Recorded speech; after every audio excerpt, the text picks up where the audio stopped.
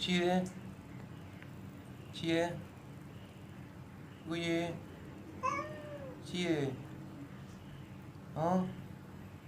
نگاه کن نگاه کن چته؟ چته؟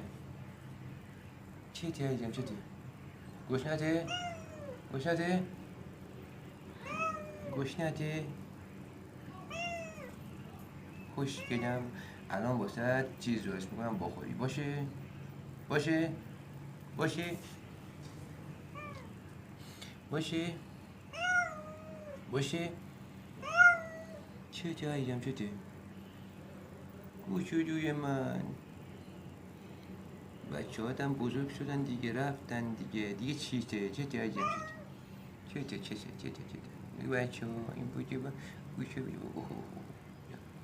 این گربه عشق من این گربه اینقدر دوستش دارم بیا نرو بیا آجی جان بیا چته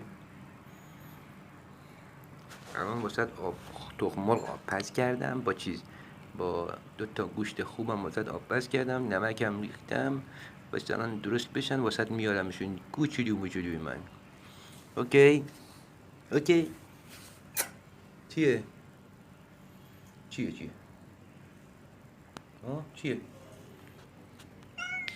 چیه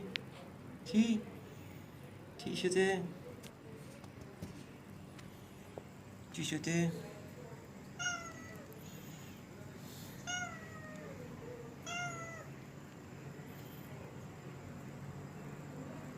بچه این گربه خیلی دوستش دارم خیلی ناز من خیلی چشاش خیلی قشنگه چیه چی چته ها چیه